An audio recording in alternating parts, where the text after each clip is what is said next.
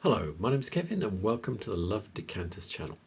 So this is going to be part 3 of my visit to Ampthill's Antiques Emporium.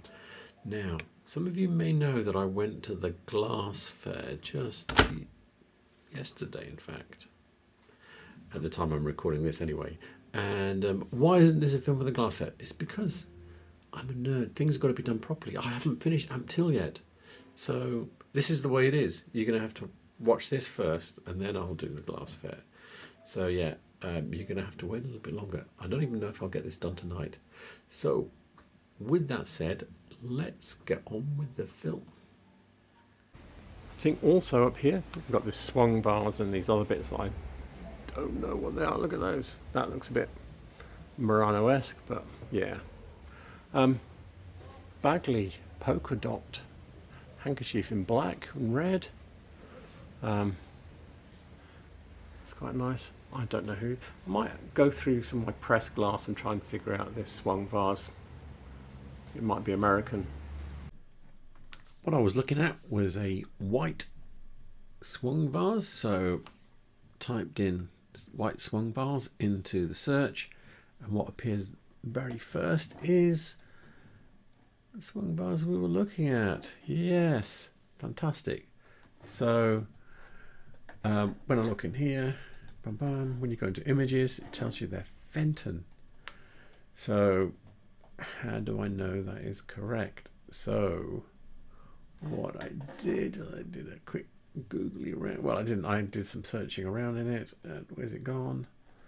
Where's the one that I was looking at? Oh, this one here. Yes.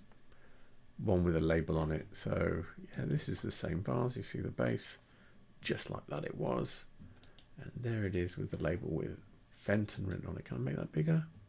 Will it go bigger? Ugh, there you go. Authentic handmade pressed glass. Yes. So when they say handmade, someone's fiddled with the top of it to make those little swung bits on it. The rest of it is machine made. But yeah, that is what it definitely is. It's a Fenton white hobnail swung vase. A couple of more Medina seahorses. So yeah, don't really recognise any of them. This looks like a piece of Chinese art glass. Yeah, it's got rough puntal in it. That usually is a sign of something. I don't recognise this. It could be I don't think it's Kripska. It might be Empoli or some, but I'm not Empoli. Murano. I've got some original baby Sham glasses here. See the little fawn is white. Those are the originals from the 1950s. The colours changed through the years, and the style, the way they stood and all pranced, changed as well. So yeah, but those are 1950s with little white ones with their knees up. Can you see? Oh no, knees down. Sorry, wrong way around. After that slip up just now, I thought I should confirm that my brain knows what I'm thinking, even if my mouth doesn't. So, yeah, this is a lovely little blog, how to date baby Sham glasses. And yeah, so this is the one that we were looking at.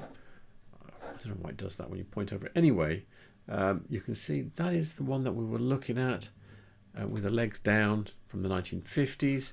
And then in the 60s, they kind of go brown and the legs are still down. And then in the 70s, they go yellow and the knees are up. Can you see? That's what I meant to say they were down, but anyway, that's what happened.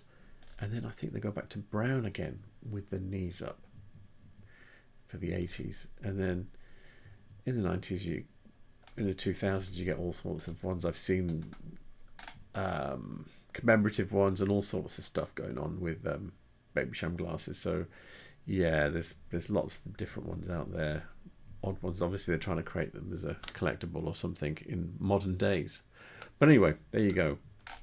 What we were looking at was white ones from the 1950s, and those are the most valuable.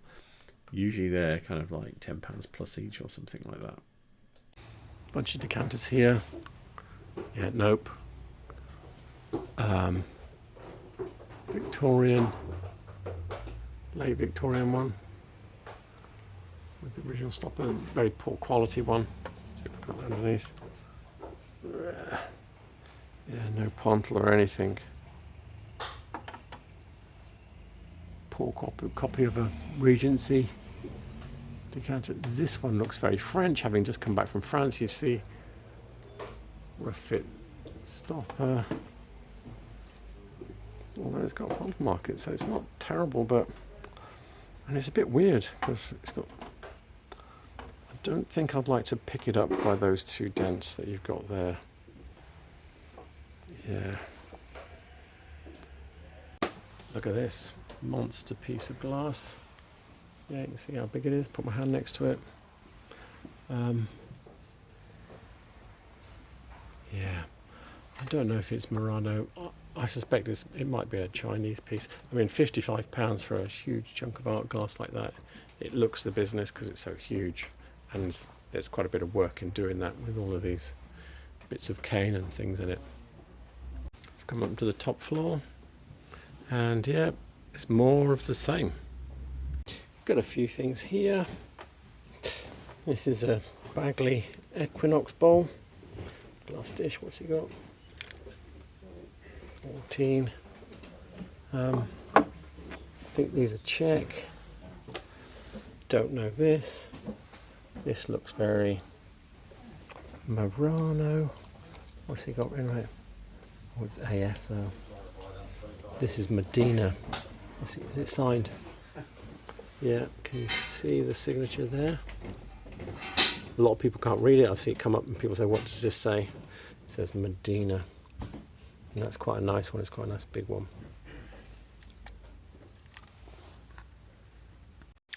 The book I'm looking at is Miller's 20th Century Glass by Andy McConnell.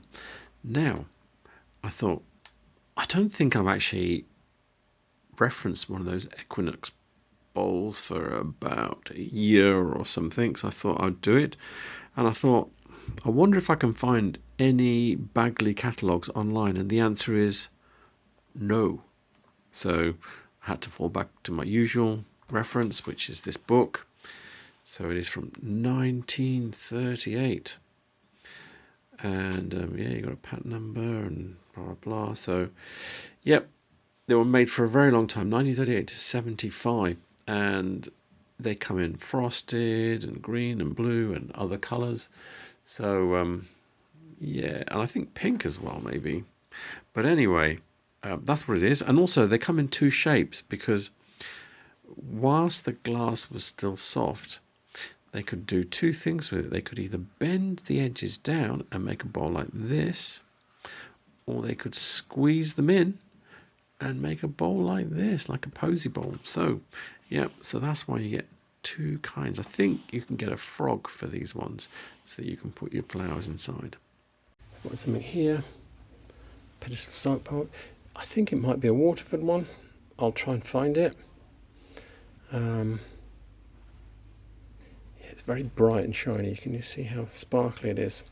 So that's, yeah, it's definitely a 20th century one. There's a few other bits and pieces. Let me have a... I thought I'd double check myself, make sure I know what I'm talking about. So, did a search. We've got a couple here. And struck lucky on this one, which is for sale here. I was looking in the wrong place for the mark, because I looked straight underneath, and it is actually on the side of the foot. You can just about see it here. This is exactly what I was looking at. It has these little ribs like this, and then these little tiny little bunches of cross cuts.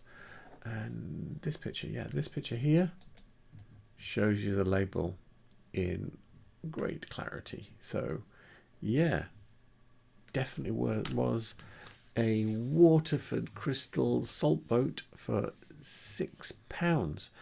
And as I only collect the old ones, when I say old, I mean pre-1850, I wasn't going to run away with that one because, yeah, too much glass. Anyway, so that's what it is. Decanters are all a bit 20th century. These ones are better quality ones though. Not seeing anything else that's jumping out at me here. These are Caithness with the stripes on. Yeah. Spot this decanter here. I think it's a Wedgewood one. I'm not definite. It's either Dartington or Wedgewood. I think it's Wedgewood. Look at the little short peg. That's very Dartington-esque, and they were making the Wedgewood stuff later, so I think it's them.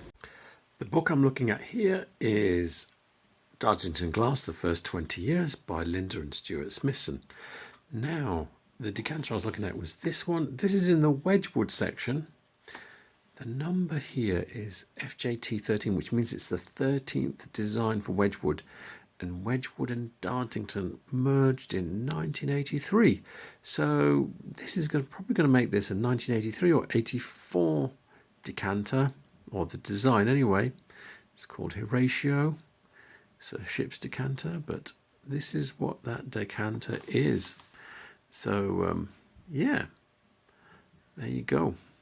Look at these two little sweet Continentals. They are lovely. Little broken pontals. They're soda glass.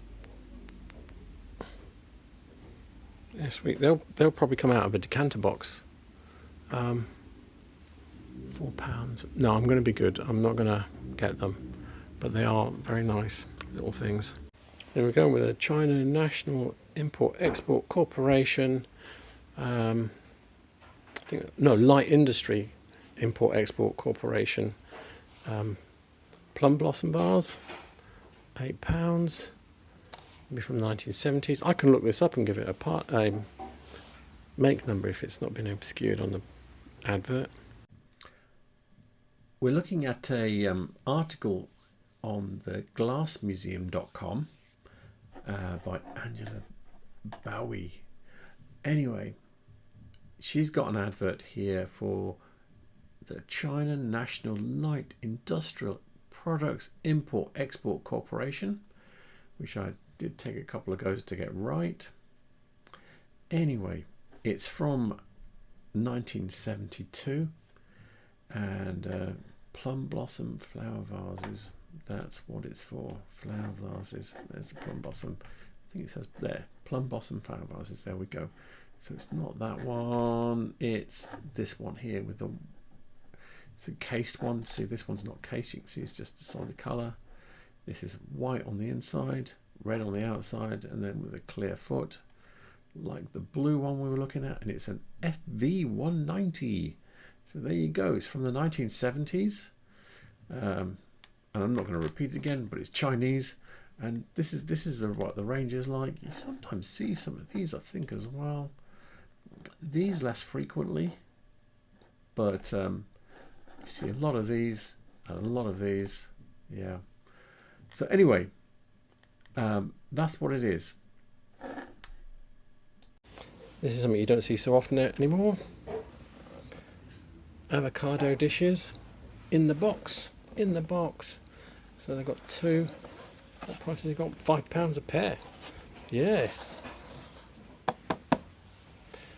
If you're a Dartington collector, you'd probably be wanting those, because the dishes are common, but the boxes are not.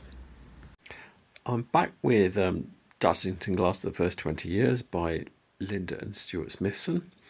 And yeah, here we go. Avocado dish here, dated 1971 this year. Yeah, came in box pairs. Now, everybody's talking about, oh, you know, avocado sandwiches, you're rich and everything posh. Back in 1971, an avocado was so posh that you needed a special plate to put it in. And it wasn't just Dartington that was making them. I've seen at least two other designs of avocado dish. So yeah, it was the height of sophistication for your dinner party to have half an avocado. Yeah, that's how posh avocados were in the 1970s. Nice Thomas Webb wave pattern bowl. What's he got written on it? Let me get in there. Yeah. Yep. He's got that. Price is a good price though for £22 because it's a nice big fruit bowl. Is it marked? No, can't see a mark. Yeah, I had one of those, but too much space. Nice Thomas Webb wave pattern bowl. What's he got written on it? Let me get in there. Yeah. Yep. He's got that. Price is a good price though for £22 because it's a nice big fruit bowl. Is it marked? No, can't see a mark. Yeah, I had one of those, but too much space. So I said I had one. I don't have it anymore, but I thought let's go and have a look on my own website and see what I said. So here we go. We're going to manufacturer, scroll down, Thomas Webb, bowls, there we go, and there it is. So, and it's this size that we're looking at, 10 inches. I've got this the wrong way around. I've said it's 10 inches high. That is a real faux pas. I'm going to have to fix that. But anyway, I've got two book references, both of them from Charles Hadjimatz. I think this one is actually the pattern and this one is the bowl, because the pattern is like 1903 or something like that.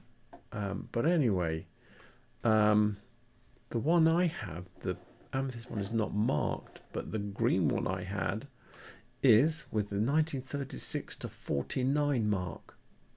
So the books don't tell you that, but I think it's probably pre-war. But anyway, so I do actually do some of my own research on stuff, and yeah, I'll tell you things that might not be in the book sometimes. Anyway, with that said, let's get back to the last bit of the video. I just thought I'd show you how I do those fixes, seeing as I said I need to fix something. So this is my website, this is the folder it's in. Scroll down, web bowls, here it is.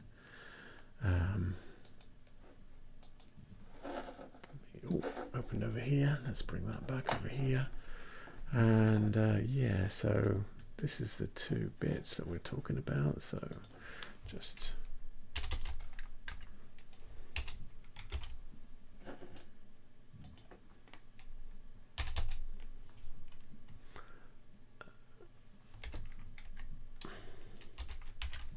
there we go.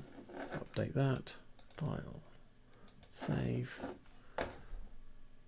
Close it. If I run this page down on its own, height 6 inches width. So that's how I fix stuff. You see, there's the old page and there's the new page. So I have to release this. I'm not going to be doing it right now. I don't know when, because I'll do it with a whole bunch of other release stuff. But anyway, that's how I do my website. Just thought a little bit of background on what I do. And another Wedgewood bowl. I can't remember what this is called. It's near the back of the book, I know that, so it's a later thing. Waveball. Yeah, I'll look that up, give it a date. That's quite nice. Don't see those very often.